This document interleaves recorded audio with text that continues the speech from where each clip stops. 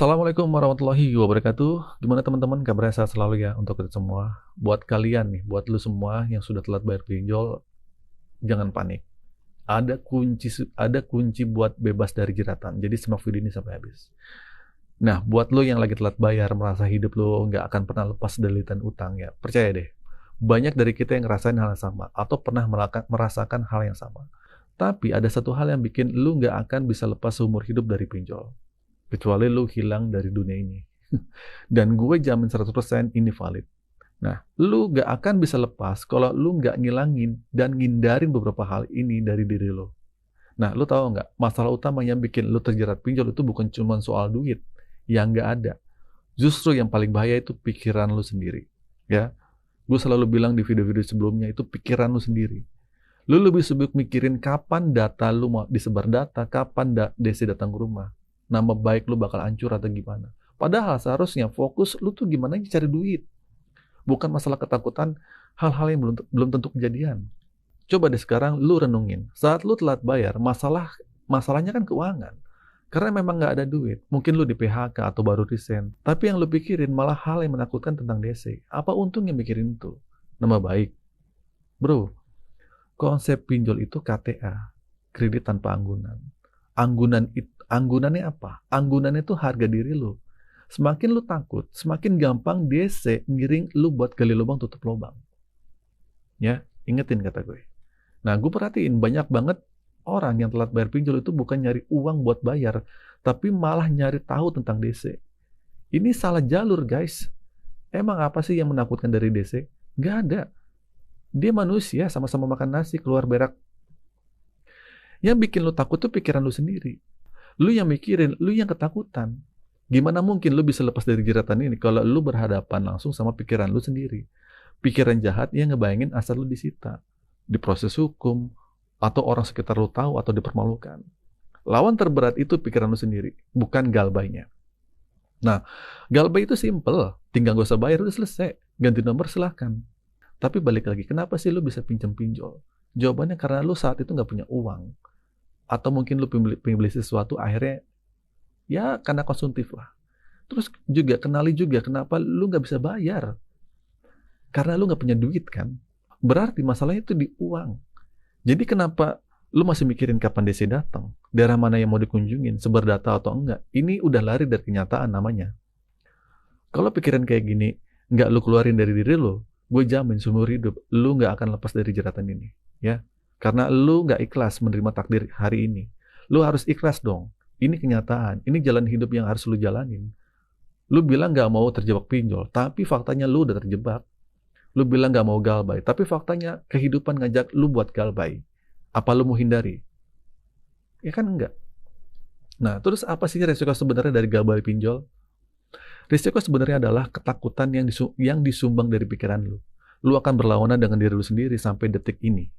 Nah, gue perhatiin ya, semua yang berhasil lepas dari pinjol itu karena mereka mampu melawan pikiran mereka sendiri. Jadi kalau lu pengen lepas dari jeratan pinjaman online, lu harus fokus bekerja dan berusaha. Ya, kerja dulu kumpulin uang, saat itu boleh bayar atau dicicil atau dinegosiasi lah. Kesampingkan dulu semua ketakutan lu. Kesampingkan semua drama-drama yang lu ciptain. Jangan terlalu percaya sama pikiran buruk yang ada. Persetan dengan omongan orang sekitar. Nah, satu-satunya orang yang bisa menyelamatkan hidup lu itu lu sendiri. Orang lain cuma bisa ngingetin. Praktiknya cuma ada di tangan lu. Baik atau enggaknya jalan hidup lu itu tergantung sama diri lu sendiri. Jangan salahin orang lain, jangan salahin pinjolnya, jangan salahin siapa-siapa. Salahkan diri lu sendiri dan ubah jalan hidup lu.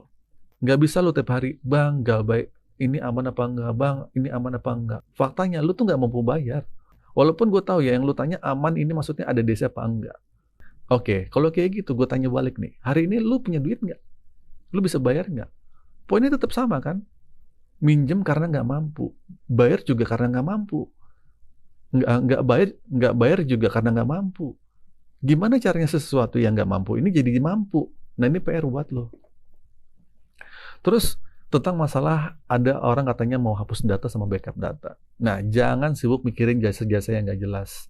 Yang nyuruh lo tanda tangan surat kuasa lah atau hal-hal aneh. Lu kira DC takut sama hal begitu? Enggak. Lu kira mereka bakal berhenti cuma gara-gara backup data? Enggak.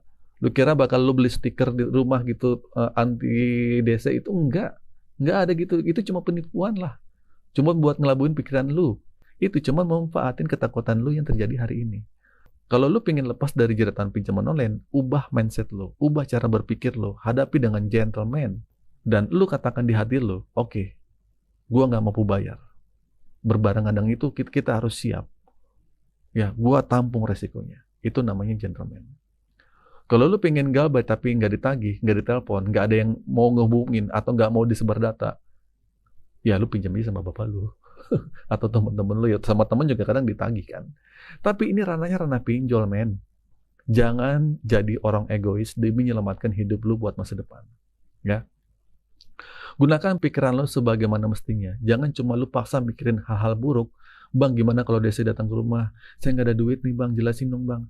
Dan lu harus bolak-balik juga pernyataan ini. Kalau lu bilang gimana seandainya DC datang ke rumah, tiba-tiba dia diteriak-teriakin. Coba kita balik. Kita bisa kok bikin pernyataan yang melatih semangat kita. Ini bisa ngebentuk pikiran positif buat ke depannya. Lu malah mikirin hal-hal pahit. Gue paham banget ya. Lu semua lagi di level penyesalan yang sangat tinggi. Kebaperan yang sangat tinggi. Tapi nggak gitu juga caranya, men. Kalau lu mau lepas, ubah cara berpikir lo. Satu-satunya kekuatan pinjol itu ada di tangan lo. Di handphone lo. Nah, handphone itulah yang mereka pakai buat nekan, ngancam, ngirim somasi. Kalau itu sudah nggak ada, ya selesai. Tinggal lu pelan-pelan bekerja, berusaha, kumpulin uang lu, nanti negosiasi. Kalau lu bilang udah kerja tapi hasilnya juga nggak ada, Bang, ya udah, apa boleh buat. Yang penting kita udah usaha. Rezeki itu tahu di mana kita nggak tahu di mana rezeki. Nah, tugas kita cuma kerja dan berusaha. Berusaha aja nggak wajib berhasil kan, apalagi cuma mikir doang. Jadi kesimpulannya, buat lo yang pengen lepas atau dari pinjol, udah deh putus komunikasi, ganti nomor WhatsApp, email, supaya teror itu nggak ada lagi. Dan paling penting perbaiki jalan pemikiran lo. Lo tetap kerja, lo tetap berusaha, nggak bisa lo cuma berdiam diri, berpikir tanpa melakukan apapun, lo akan jadi orang yang rugi. Oke, itu saja teman-teman video kali ini. Semoga video ini bermanfaat. Akhir kata Desa, Assalamualaikum warahmatullahi wabarakatuh.